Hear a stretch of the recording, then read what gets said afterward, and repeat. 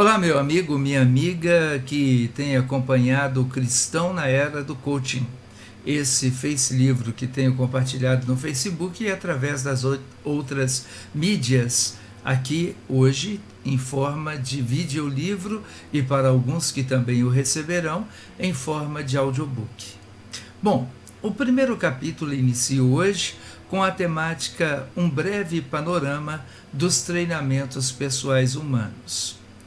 Debaixo das pressões pós-modernas pela produção de resultados expressivos e lucrativos, pautados na busca de um comportamento humano relevante, tendo como pano de fundo a manutenção ou crescimento no mercado de trabalho e a consequente prosperidade ou a melhoria das posturas interpessoais relacionais, emerge diante dos olhares de todos uma nova proposta, a dos treinamentos pessoais, comportamentais, relacionais ou conceituais, os quais visam potencializar a atitude humana e ativar aquilo que possivelmente esteja, por tantas razões possíveis, ocluso ou escondido dentro de nós.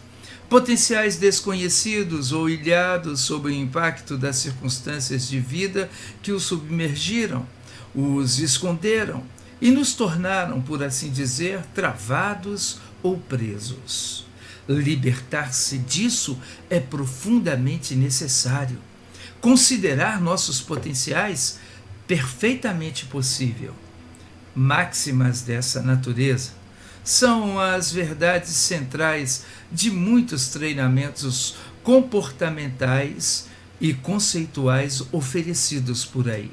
Não de todos, é claro, mas de uma forma geral, essa proposta libertadora nem sempre está alinhada com a libertação e transformação pessoal admitida à luz da palavra de Deus.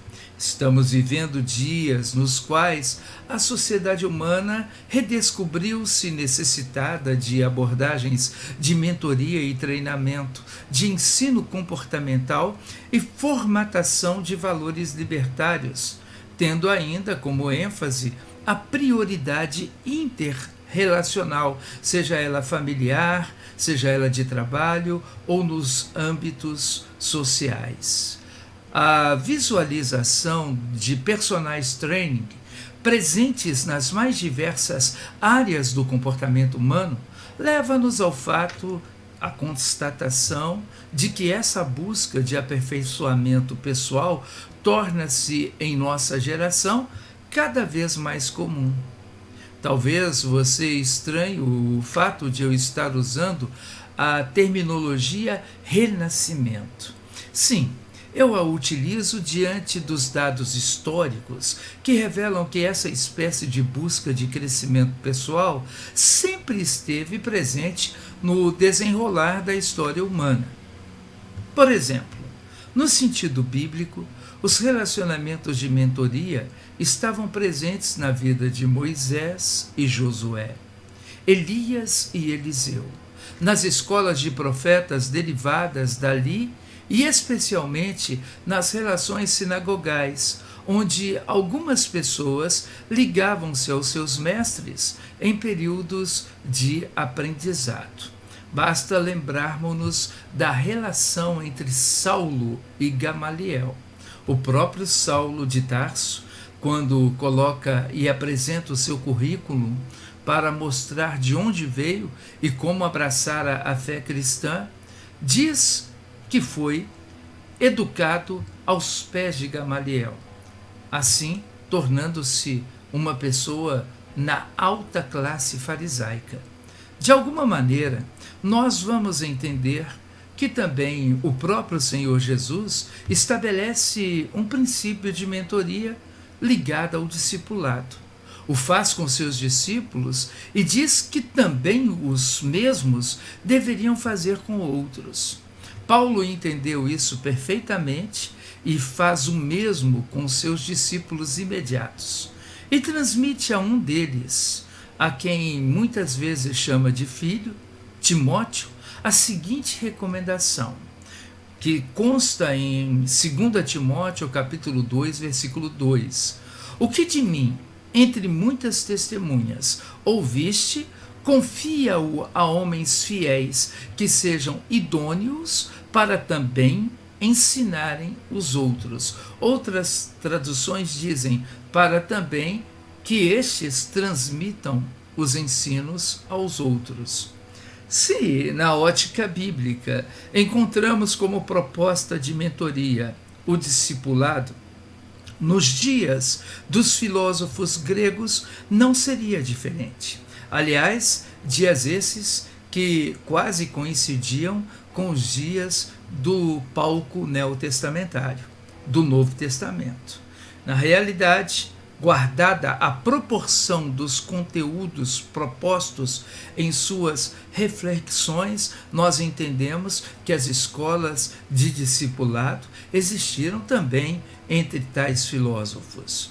As escolas filosóficas de Sócrates, Aristóteles e Platão, por exemplo, formatavam ensinamentos conceituais, filosóficos, comportamentais e forneciam abordagens específicas e individualizadas para, por assim dizer, discípulos que eram deixados ali muitas vezes por famílias influentes e abastadas a fim de receber treinamento intelectual e também treinamento vivencial. Bom, até aqui nós visitamos de maneira panorâmica os tempos bíblicos e os berços filosóficos da humanidade. Avançando um pouco mais, descobrimos a modernidade sob a ótica das transformações produzidas pela Revolução Industrial, onde, debaixo da pressão por adequação ao trato com os maquinários recém-introduzidos, as iniciativas industriais demandariam qualificação de pessoas para a inserção aos postos de trabalho. Assim, em 1850 e nos anos a seguir, tais treinamentos massivos ou de múltiplas pessoas se fizeram pertinentes, gestando potencial de trabalho para os colaboradores de então. No século XX, especialmente após a Grande Depressão e até os anos 80 e 90, os treinamentos, fossem os mesmos corporativos ou não, ganharam a nuance e ênfase não apenas técnica, mas comportamental, especialmente quanto à superação de limites pessoais, ativação de poderes humanos e também ligadas ao potencial dos relacionamentos interpessoais. Nasceriam ali vários expoentes bibliográficos ligados às temáticas de autoajuda ou psicocomportamentais de âmbito empresarial. Uma breve leitura da literatura presente nas bibliotecas pessoais dos dias de então apresentaria o nível de influência que teve na sociedade daqueles dias a oferta de livros com temáticas ligadas, como eu disse, à superação de limites, à potencialização dos relacionamentos interpessoais e, sobretudo, da prosperidade possível a todos. Especialmente após os anos 90, com a introdução e popularização da informática, onde os computadores pessoais, a internet, as salas de chat e a hiperconectividade, empresas e pessoas de todas as partes do mundo precisavam agora novamente se readequar. Essa transição oportunizou a muitos novas espécies de treinamento, uns para a programação de computadores, outros para o trabalho com os hardwares e outros para o aprendizado com a lide dos softwares ou programas oferecidos para o uso nestes computadores pessoais. E para possibilitar tudo isso, é claro, novas espécies de mentoria. Apesar de essa nova forma de trabalho e relacionamentos humanos se implementar por meio do recém-acesso ao mundo da informática e de as pessoas relativamente rápido passarem a dominar a nova tecnologia, as demandas comportamentais e interrelacionais continuavam crescentes e ainda mais evidentes em sua necessidade de abordagem e treinamento. A geração mais tecnológica, da qual jamais se havia ouvido falar, tinha diante de si os mesmos dramas primevos, problemas de aceitação, baixa autoestima e incapacidade de relacionar-se de forma interpessoal com qualidade.